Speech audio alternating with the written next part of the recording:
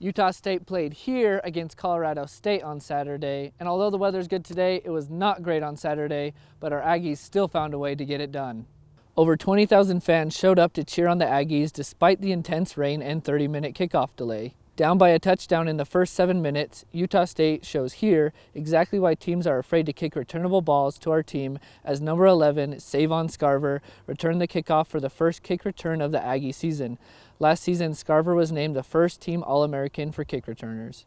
Dominic Eberle showed the Rams the range of his foot as he knocks in a 48-yard field goal here. Jordan Love threw a total of 240 yards. Here, Love throws a 40-yard pass into the hands of Caleb Rep for his first career touchdown, giving the Aggies the lead they would keep for the rest of the game. David Woodward shows us why he was named Mountain West Defensive Player of the Year last season as he rips the ball out of Colorado State's hands, runs it into the end zone to give the Aggies a 10-point lead. Gerald Bright was named Player of the Game. He ran the ball 36 times. Although he didn't get any touchdowns, he ran a total of 179 yards, which is more yards than he's had since the start of the season. It was a G. Bright show. And he's trained for this. He's worked for this moment. He wants that ball in his hands in those certain situations, and just real happy for him for his senior year to be able to do that. And when we needed him at the most, he came through, and that's a pretty special spot and a pretty fun spot to be for a competitor. The Aggies beat the Rams 34-24.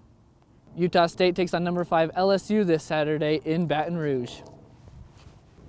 Utah State volleyball played at Air Force where they came up short again. Let's look at who the key players were. Haley Cuff started off the Aggies with the kill before Autumn Spafford got a block. Utah State had 10 blocks in the game to Air Force's 7. The Aggies would have big games from Corinne Larson, who gets the kill here. Larson finished the game with 8 kills, while Cuff had a monster 16 kills in the game. Utah State had 20 less kills than Air Force in the game, with the Falcons finishing with 61 to Utah State just 41. But the Aggies also finished with less errors, only 18 for them to Air Force's 26. Aggies at least ended their set losing streak at 21 after they won the second set in this game, but would drop the final 2 and fall to 0-14 on the season. Tomorrow, the volleyball team takes on San Jose State here at the Wayne Estes Center. I'm here at the Spectrum where Utah State men's basketball started practices last week. I was able to interview a few of them to see what their thoughts are on this upcoming season. Well, for me, it's about success in the NCAA tournament, but I understand that that's a long way away, and we can't be thinking about that right now. We just have to focus on who we want to be and how much we want to grow and get better every single day. And if we continue to work and practice with that mindset, then hopefully we'll get that chance again in March. The first time you can see the basketball team live is on October 10th at the Wayne Estes Center for Aggie Madness.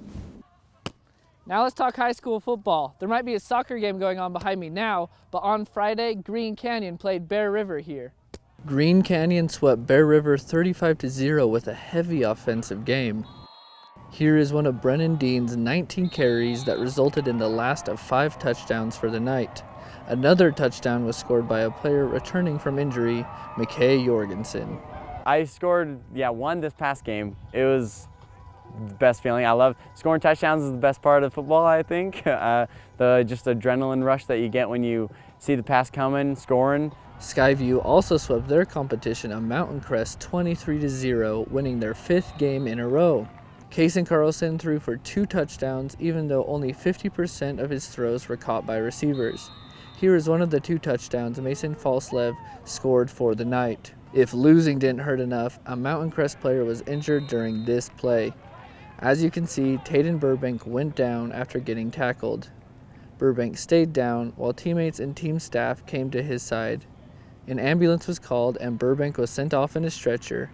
Here you can see him wave to the crowd before he is loaded into the ambulance. Skyview will be playing against Logan this week, and although Green Canyon will not be playing here, they will be playing at Ridgeline. Back to you, McKay.